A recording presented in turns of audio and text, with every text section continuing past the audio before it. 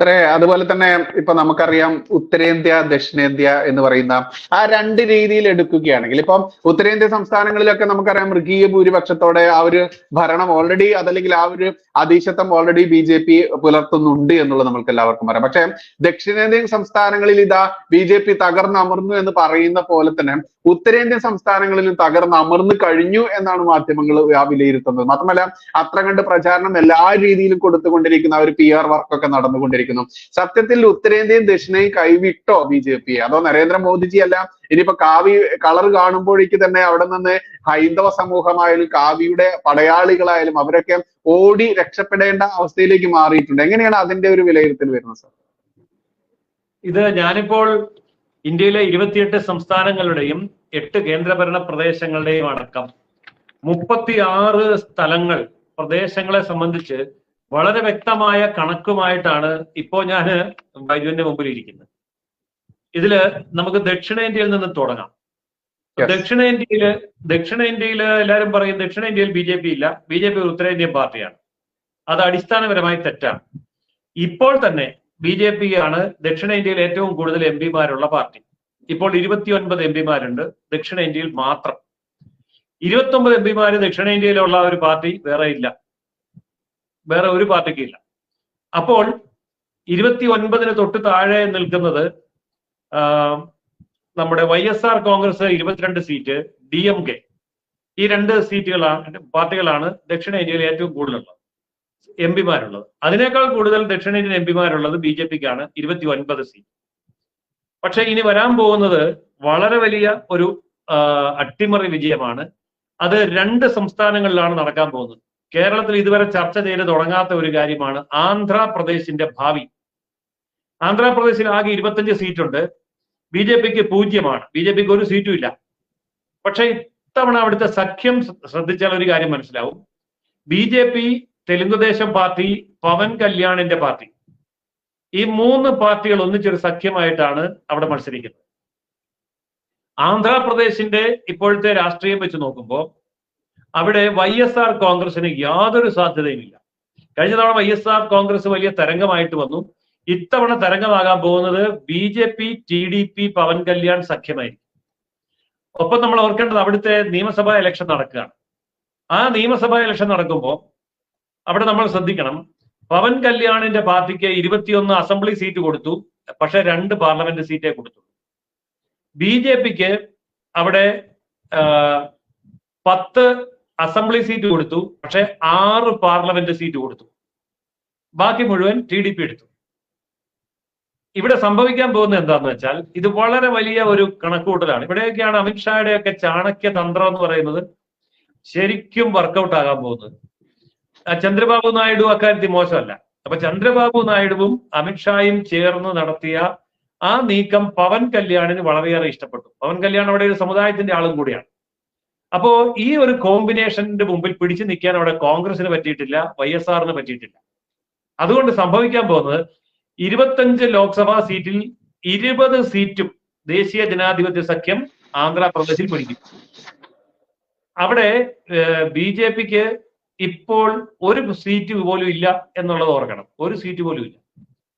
ആ ഒരു സീറ്റ് പോലും ഇല്ലാത്ത, മുന്നണിയിൽ ഒരു സീറ്റ് പോലും ഇല്ലാത്ത ആന്ധ്രയില് 20 സീറ്റ് ഒറ്റയടിക്ക് കിട്ടുകയാണ്. 0-ൽ നിന്ന് 20-ലേക്ക് കയറുകയാണ്.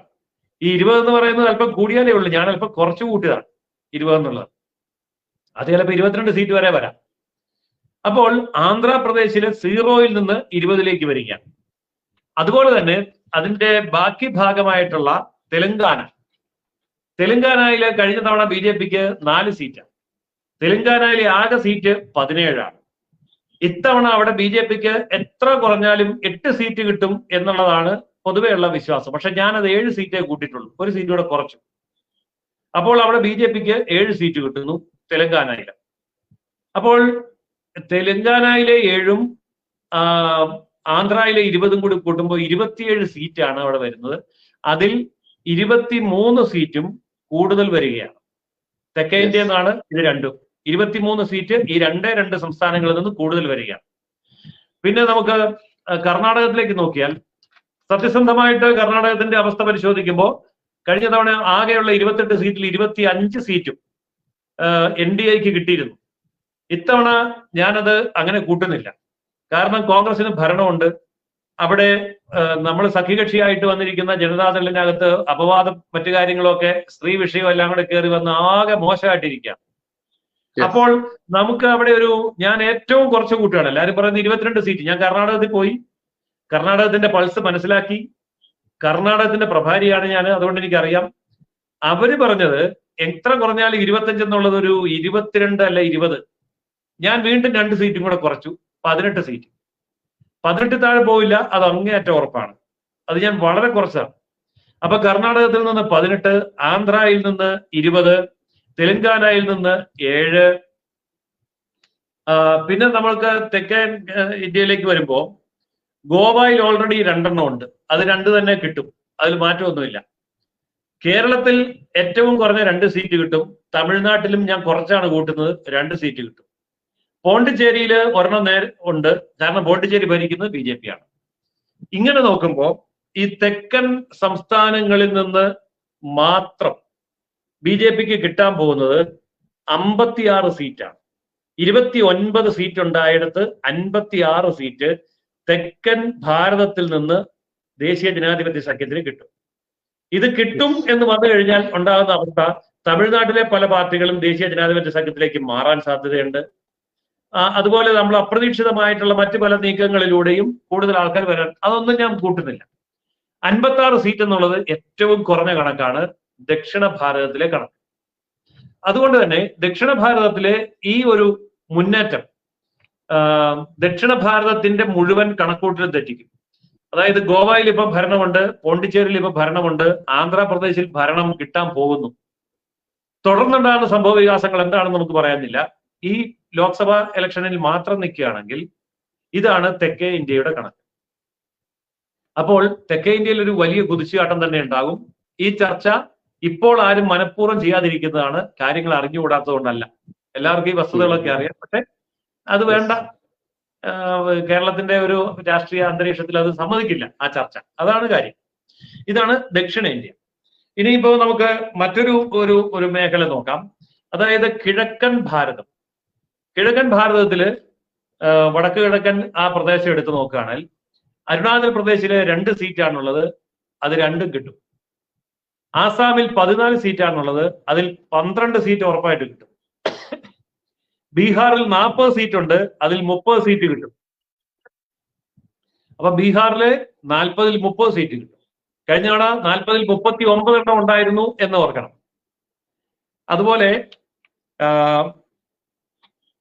മേഘാലയ 2 സീറ്റ് ഉണ്ട്, അത് 2 കിട്ടും. മിസോറാം 1, അത് കിട്ടും. നാഗാലാൻഡ് 1, അത് കിട്ടും. ഒറീസയില് ആണ് വലിയൊരു മാറ്റം വരാൻ പോകുന്നത്. 21 സീറ്റ് ഉണ്ട്, അതിൽ 16 സീറ്റ് കിട്ടും. അത് കുറച്ച് കൂട്ടിയിരിക്കുന്നതാണ്, ചിലപ്പോൾ അത് കൂടുതൽ കിട്ടും. പിന്നെ മറ്റൊന്ന് പശ്ചിമ ബംഗാളിൽ 42 സീറ്റ് ഉണ്ട്. കഴിഞ്ഞ തവണ 18 സീറ്റായിരുന്നു BJPക്ക് ഉണ്ടായിരുന്നത്. ഇത്തവണ അത് ഏറ്റവും കുറഞ്ഞാൽ 22 സീറ്റ് കിട്ടും. ചിലർ പറയുന്നത് 25 സീറ്റ് കിട്ടുമെന്നാണ്, ഞാൻ കുറച്ചാണ് കൂട്ടിയിരിക്കുന്നത്. 22 സീറ്റ് കിട്ടും. ത്രിപുരയിൽ 2 സീറ്റ് ഉണ്ട്, 2 കിട്ടും. സിക്കിമിൽ 1 സീറ്റ് ഉണ്ട്, അത് ആ ഒരു സീറ്റ് കിട്ടും. അപ്പൊ കിഴക്കൻ ഭാരതത്തിൽ ആകെ 89 സീറ്റാണ് NDA സഖ്യത്തിന് ലഭിക്കാൻ പോകുന്നത്. ഇത് രണ്ടും കഴിഞ്ഞാൽ പിന്നെ മധ്യഭാരതം, ഉത്തരഭാരതം, ഉത്തരേന്ത്യ, മധ്യേന്ത്യ, കിഴക്കേ ഇന്ത്യ, ഇത് ഞാൻ ഒന്നിച്ചാണ് കൂട്ടുന്നത്. കാരണം അങ്ങനെ വേർതിരിച്ചെടുക്കുമ്പോൾ അത് നമ്മുടെ കാണികൾക്ക് അത് അത്ര കൃത്യമായി കിട്ടില്ല. അതുകൊണ്ടാണ് ഇത് ഒന്നിച്ചു കൂട്ടിയിരിക്കുന്നത്. അങ്ങനെ നോക്കുമ്പോൾ നമുക്ക് അവിടെ വരാൻ പോകുന്ന സീറ്റുകൾ, ഛത്തീസ്ഗഡിൽ 11 സീറ്റ് ഉണ്ട്, അതിൽ 8 സീറ്റ് NDAക്ക് കിട്ടും. ഗുജറാത്തിൽ 26 സീറ്റിൽ 26 കിട്ടും. ഹരിയാന 10 സീറ്റ് ഉണ്ട്, ഞാൻ പകുതിയെ കൂട്ടുന്നുള്ളൂ, 5 സീറ്റ്. ഹിമാചൽ 4 സീറ്റ് ഉണ്ട്, 4 കിട്ടും. ജാർഖണ്ഡിൽ 14 സീറ്റ് ഉണ്ട്, അതിൽ 8 സീറ്റ് കിട്ടും. മധ്യപ്രദേശിൽ 29-ല് ഒരു സംശയവും വേണ്ട 29 സീറ്റും കിട്ടും. മഹാരാഷ്ട്രയിൽ 48 സീറ്റ് ഉണ്ട്. ഇത് വളരെ ശ്രദ്ധിക്കേണ്ട ഒരു സംസ്ഥാനമാണ് മഹാരാഷ്ട്ര. മഹാരാഷ്ട്രയിൽ കഴിഞ്ഞ തവണ ശിവസേന BJPയുടെ കൂടെ ആയിരുന്നു എന്ന് വേണമെങ്കിൽ പറയാം. പക്ഷെ അതിനുശേഷം ശിവസേന 2ആയി. പക്ഷെ അതിന്റെ 3/4 പങ്ക് BJPയുടെ കൂടെ നിൽക്കുന്നു, 1/4 ഭാഗം പുറത്തുപോയി. എന്നാൽ അതേസമയം NCP പിളർന്നിട്ട് അജിത് പവാറിന്റെ കൂടെയുള്ളവര് BJPയുടെ കൂടെ വന്നപ്പോൾ അതിന്റെ 3/4 പങ്ക് ഇങ്ങോട്ട് വന്നു. അപ്പോൾ ഈ രണ്ട് പിളർപ്പുണ്ടായാൽ പോലും അവിടെയും BJP സഖ്യം, ദേശീയ ജനാധിപത്യ സഖ്യം മുന്നിട്ട് നിൽക്കുകയാണ്. ഇനി കോൺഗ്രസ്, ശിവസേന, NCP ഇതെല്ലാം കൂടെ എത്ര ആഞ്ഞു പിടിച്ചാലും 48-ൽ 28 സീറ്റും NDAക്ക് തന്നെ മഹാരാഷ്ട്രയിലും കിട്ടും. അത് വളരെ കുറച്ചാണ് ഞാൻ കൂട്ടിയിരിക്കുന്നത്. പിന്നെ പഞ്ചാബിലെ 13 സീറ്റിൽ വളരെ കുറച്ചാണ് ഞാൻ കൂട്ടിയിരിക്കുന്നത്, 4 സീറ്റ് കിട്ടും. പിന്നെ കിഴക്കൻ ഭാരതത്തിൽ വരുന്നത് രാജസ്ഥാൻ 25-ൽ 25 സീറ്റ് കിട്ടും. ഉത്തർപ്രദേശിൽ 80 സീറ്റില് ഞാൻ കുറച്ച് കൂട്ടുന്നു, 70 സീറ്റ് കിട്ടും. 70 അല്ല, തുടർച്ചയായിട്ട് 75 അതിന് മുകളിൽ പോകുമെന്നാണ് പറയുന്നത്. പക്ഷെ ഞാൻ കുറയ്ക്കുന്നു, 70 സീറ്റ് കിട്ടും. ഉത്തരാഖണ്ഡിൽ 5 സീറ്റിൽ 4 സീറ്റ് കിട്ടും. ആൻഡമാൻ നിക്കോബാർ കിട്ടും 1 സീറ്റ്, ചണ്ഡീഗഡ് 1 സീറ്റ്, ദാദ്ര നഗർ ഹവേലി 2 സീറ്റിൽ 2 കിട്ടും. ഡൽഹിയിൽ 7 സീറ്റ്, 7 സീറ്റും കിട്ടും. ഇന്ന് ഞാൻ ഡൽഹിയിലെ പലരെയും വിളിച്ച് സംസാരിച്ചു. അപ്പൊ അവര് പറഞ്ഞത് കേജ്രിവാൾ അകത്തു പോയതും പുറത്തു വന്നതും പോലും ഡൽഹി ശ്രദ്ധിച്ചിട്ടില്ല. അകത്തു പോയെന്ന് പറഞ്ഞില്ല, പുറത്തു വന്നത് പറഞ്ഞില്ല. അവർക്കിതൊന്നും നേരമില്ല. അവരെ സംബന്ധിച്ച് അവരൊരു ഡിസിഷൻ എടുത്തിട്ടുണ്ട്. അത് കേന്ദ്രത്തിലോട്ടാണെങ്കിൽ BJP, നരേന്ദ്രമോദി. അല്ലാതെ അതുപോലെ ഞാൻ അവിടുത്തെ വീടാന്തരം കയറിയുള്ള വർക്കിനെ കുറിച്ച് ചോദിച്ചു, പുറമേയുള്ള പ്രവർത്തനങ്ങളെ കുറിച്ച് ചോദിച്ചു. റോഡിൽ ഇറങ്ങിയ BJP അല്ലാതെ ആം ആദ്മി പാർട്ടിയെ പൊടി പോലും കാണാനില്ല എന്നാണ് അവിടെ ആൾക്കാർ പറഞ്ഞത്. ആം ആദ്മി പാർട്ടിയുടെ ചില പോക്കറ്റുകളിൽ നാമമാത്രമായിട്ട് നടക്കുന്ന ചില പ്രതിഷേധങ്ങൾ മാത്രമാണ് നാഷണൽ മീഡിയയും കേരള മീഡിയയും ഹൈലൈറ്റ് ചെയ്യുന്നത്. അല്ലാതെ ഡൽഹിയിൽ പോയി നേരിട്ടിറങ്ങി വഴിയെ നടന്നു നോക്കിയാൽ അവിടെ ആം ആദ്മി പാർട്ടിയും ഇല്ല, പ്രതിഷേധവും ഇല്ല. അവിടെ BJP മാത്രമേ ഉള്ളൂ. അതുകൊണ്ട് ഉറപ്പിച്ച് പറയാം, ഡൽഹി 7-ൽ 7 കിട്ടും. ജമ്മു കാശ്മീർ രണ്ടും കൂടെ 5 സീറ്റാണ് ഉള്ളത്, അതിൽ 3 സീറ്റ് കിട്ടും. ലഡാക്ക് 1 സീറ്റ് കിട്ടും. ലക്ഷദ്വീപ് ഞാൻ കൂട്ടിയിട്ടില്ല, കിട്ടുമോ ഇല്ലയോ എന്നുള്ള അറിയില്ല. പുതുച്ചേരി 1 സീറ്റ്, അതും കിട്ടും. അപ്പൊ 227 സീറ്റാണ് മധ്യഭാരതം, പടിഞ്ഞാറൻ ഭാരതം, ഉത്തര ഭാരതം ഇത് 3ഉം കൂടി കിട്ടുക. ഇപ്പോൾ നമ്മൾ പറഞ്ഞ ഈ കണക്ക് ടോട്ടൽ കൂട്ടിയാൽ 367 സീറ്റ് ഏറ്റവും കുറഞ്ഞ കണക്കാണ്. 367. ഇതിൽ നിന്ന് മുകളിലോട്ടല്ലാതെ താഴോട്ട് പോകുന്ന പ്രശ്നമില്ല. ഞാൻ വളരെ കുറച്ചാണ് കൂട്ടിയത്. കാരണം അനാവശ്യമായിട്ടുള്ള ഒരു പ്രതീക്ഷ കൊടുക്കണ്ടല്ലോ. ഇപ്പൊ ഞാൻ പറഞ്ഞതിനേക്കാൾ കൂടുതൽ 2, 4, 8, 10 സീറ്റ് കിട്ടിയാൽ അത് സന്തോഷമുള്ള കാര്യം എല്ലാവർക്കും. ഇനി ഇതിൽ നമ്മൾ കണക്ക് കൂട്ടേണ്ട ഒരു കാര്യമുണ്ട്. ഈ ഒരു ട്രെൻഡ് ശരിക്കും ഉണ്ട് എന്നുള്ളത് രാഷ്ട്രീയ പാർട്ടികൾക്ക് അറിയാം. അതുകൊണ്ട് എന്താ സംഭവിക്കുന്നത്, വരാൻ പോകുന്ന ഇലക്ഷന്റെ മറ്റ് ഘട്ടങ്ങൾ പൂർത്തിയാകുമ്പോഴേക്കും ചെറുതും വലുതുമായിട്ടുള്ള രാഷ്ട്രീയ പാർട്ടികൾ തീരുമാനമെടുക്കും. ഇതിൽ എന്ത് നിലപാട് സ്വീകരിക്കണം തീരുമാനമെടുക്കും. ഉദാഹരണത്തിന് ഒറീസയിലെ ബിജു പട്നായിക്, നവീൻ പട്നായിക്കിന്റെ പാർട്ടി BJD തീരുമാനമെടുക്കും. പശ്ചിമ ബംഗാളില് ഒരു പിളർപ്പ് തൃണമൂൽ കോൺഗ്രസിൽ ആസന്നമാണ്. പശ്ചിമ ബംഗാളിലെ 1ാമത്തെ പാർട്ടിയായിട്ടാണ് ഇപ്പൊ തൃണമൂൽ കോൺഗ്രസ് നിൽക്കുന്നത്. പക്ഷെ ഇപ്പോൾ BJP പശ്ചിമ ബംഗാളിൽ 1ാമത്തെ പാർട്ടി ആകുകയാണെങ്കിൽ മമതയുടെ പാർട്ടി നെടുകെ പിളരും. അതിന്റെ നല്ലൊരു വിഭാഗം മഹാരാഷ്ട്രയിലെ ശിവസേന വന്നതുപോലെ, മഹാരാഷ്ട്രയിലെ NCP വന്നതുപോലെ BJPയോടൊപ്പം വരും. ഒന്നുകിൽ BJP ലയിക്കും, അല്ലെങ്കിൽ 2 പാർട്ടിയാണ്. അത് ദേശീയ ജനാധിപത്യ സഖ്യത്തിന് മുതൽക്കൂട്ടായ.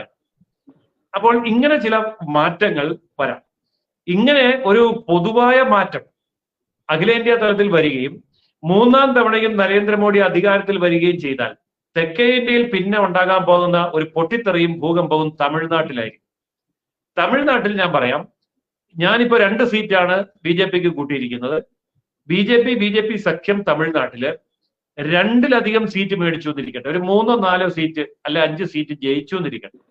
DMK മുന്നണി തകരും. അവിടെ DMKയുടെ കൂടെ നിൽക്കുന്ന പാർട്ടികൾ കേന്ദ്ര ഗവൺമെന്റിൽ മന്ത്രിസ്ഥാനം ആഗ്രഹിച്ചുകൊണ്ട് മുന്നോട്ട് വന്നാൽ NDA 2 കൈ നീട്ടി സ്വീകരിക്കും. അങ്ങനെ വന്നാൽ തീർച്ചയായിട്ടും DMK മുന്നണി തമിഴ്നാട്ടിൽ തകർന്നുകൊണ്ട് മുന്നോട്ട് വരുന്നത് ഒരു വലിയ കുത്തൊഴുക്കായിരിക്കും. അപ്പൊ നമുക്ക് കണക്ക് കൂട്ടാൻ വയ്യാത്ത അത്ര വലിയ തോതിലുള്ള ഒരു സീറ്റിന്റെ ഒരു മാറ്റം നമുക്ക് അവിടെ കാണാൻ പറ്റും. ഇതാണ് ഈ ഇലക്ഷനിൽ ഞാൻ കാണുന്ന ഒരു വലിയ പ്രതിഭാസം. അതുകൊണ്ട് എനിക്ക് ഉറപ്പിച്ച് പറയാൻ കഴിയും, എങ്ങനെ വന്നാലും NDA സഖ്യത്തിന് 367 സീറ്റ് മിനിമം ഈ 367 പ്ലസ് 30 വന്നാൽ 397 ആ പ്ലസ് 30 വരാൻ ഈ പറഞ്ഞ 36 സ്ഥലങ്ങളിൽ ഓരോ സീറ്റ് പോലും കൂടേണ്ട കാര്യമില്ല എന്ന് മനസ്സിലായത്. അപ്പൊ അതുകൊണ്ട് ഈ പറഞ്ഞ 400 സീറ്റ് എന്ന് പറയുന്നത് അസംഭാവ്യമല്ല. ചിലപ്പോൾ ഈ 400-നപ്പുറം പോകും. ഞാൻ ഈ പറഞ്ഞതുപോലെ തൃണമൂൽ പിളരുകയോ തമിഴ്നാട്ടിൽ ഒരു പിളർപ്പ് സംഭവിക്കുകയോ ചെയ്താൽ തീർച്ചയായിട്ടും 400 എന്നുള്ളത് 420 സീറ്റ് വരെ പോയാൽ അത്ഭുതപ്പെടാനില്ല. ഇത്രയും വന്നാൽ പിന്നെ സംഭവിക്കാൻ പോകുന്നത് എന്താണെന്ന് അറിയാമോ? കോൺഗ്രസ് പിളരും. കോൺഗ്രസ് പിളരുമ്പോൾ എനിക്കൊരു പേടി, ഈ ആദ്യം BJP-ക്കകത്തോട്ട് ചാടുന്ന രാഹുലും പ്രിയങ്കയും കൂടി ആയിരിക്കും എന്നുള്ളതാണ്. കാരണം അവർക്ക് ഇനി രക്ഷയില്ലല്ലോ. ഒന്നെങ്കിൽ ഇറ്റലിക്ക് പോകണം, അല്ലെങ്കിൽ NDA-യിലേക്ക് പോകണം. അപ്പൊ ഇറ്റലിക്ക് പോണോ NDA പോണോ എന്നുള്ളതാണ്. അപ്പൊ അങ്ങേര് കഴിഞ്ഞ ദിവസം എവിടെ ചെന്നപ്പോ പറഞ്ഞത് കേട്ട്, ഞാൻ കല്യാണമൊക്കെ കഴിക്കാൻ തീരുമാനിച്ചു, കല്യാണം കഴിച്ച് ഇവിടെ കൂടുവോ അതോ ഇറ്റലി കൂടുവോ എന്നുള്ളത് നമുക്ക് കാത്തിരുന്ന് കാണാം. ഏതായാലും പ്രേക്ഷകരോട് എനിക്ക് പറയാനുള്ള കാര്യം ഇതാണ്: ആശങ്കകൾ സൃഷ്ടിക്കുന്നത് ഇവിടുത്തെ മാധ്യമങ്ങളും വിദേശ ശക്തികളുമാണ്. ഭാരതത്തെ ദുർബലപ്പെടുത്താൻ വേണ്ടിയുള്ള ആസൂത്രിത നീക്കമാണ്. പക്ഷെ എന്തു വന്നാലും അമേരിക്ക മുതൽ ജപ്പാൻ വരെയുള്ളവർ ഒന്നിച്ചു പിടിച്ചാലും ഭാരതത്തെ അട്ടിമറിക്കാൻ സാധ്യമല്ല. ദേശീയ ജനാധിപത്യ സംഘത്തെയും BJP-യെയും പരാജയപ്പെടുത്താൻ സാധ്യമല്ല. എന്തുകൊണ്ടെന്നാൽ ലോകരാഷ്ട്രങ്ങളിൽ അമേരിക്ക, യൂറോപ്പ്, ഏഷ്യ എല്ലാ വൻകരകളിലും എടുത്ത് അവിടുത്തെ എല്ലാ രാജ്യങ്ങളെയും എടുത്താൽ നരേന്ദ്രമോദിയുടെ ഒപ്പം കരുത്തും തലപ്പൊക്കവും ധിഷണാശാലിത്വവുമുള്ള മറ്റൊരു ലോക നേതാവ് ഇന്ന് ലോകത്തൊരിടത്തുമില്ല. നരേന്ദ്രമോദിയെ അട്ടിമറിക്കാൻ അമേരിക്ക, ബ്രിട്ടൻ, ചൈന എല്ലാം കൂടെ ആഞ്ഞു പിടിച്ചാൽ പോലും നടക്കാൻ പോകുന്നില്ല. അത്രയും കരുത്തനാണ്. അപ്പോ ആ ഒരു അവസ്ഥയിൽ നിൽക്കുന്ന നരേന്ദ്രമോദി നയിക്കുന്ന NDA തീർച്ചയായിട്ടും ഈ തെരഞ്ഞെടുപ്പിൽ ഈ പറഞ്ഞ 400 സീറ്റിനോട് അടുത്തോ ഒരുപക്ഷെ 420 വരെ സീറ്റോ നേടിക്കൊണ്ട് അധികാരത്തിൽ വരാനാണ് സാധ്യത. ഞാനിവിടെ ചൂണ്ടിക്കാണിച്ചതുപോലെ ഒരു കാരണവശാലും 367 സീറ്റിന് പുറത്തേക്ക് താഴേക്ക് ഒരിക്കലും വരാൻ പോകുന്നില്ല. ദക്ഷിണേന്ത്യയില് BJP ശക്തമായി പിടിമുറുക്കും. ദക്ഷിണേന്ത്യയില് ആന്ധ്രാപ്രദേശ് ഭരിക്കും. അതുപോലെ തന്നെ വലിയ മാറ്റം തമിഴ്നാട്ടിന്റെ രാഷ്ട്രീയത്തിലും ഉണ്ടാകും. ഇതാണ് ഈ അവസരത്തിൽ നമ്മൾ കണക്ക് കൂട്ടുമ്പോൾ കാണുന്ന ചിത്രം. ഈ ചിത്രം മാറാം. ഈ ചിത്രം നമുക്ക് അനുകൂലമായി മാറാം, അല്ലാതെ പ്രതികൂലമായി ഒരിക്കലും മാറാൻ പോകുന്നുമില്ല. ഇതാണ് ഇതിനെക്കുറിച്ച് എനിക്ക് ചുരുക്കി പറയാനുള്ളത്.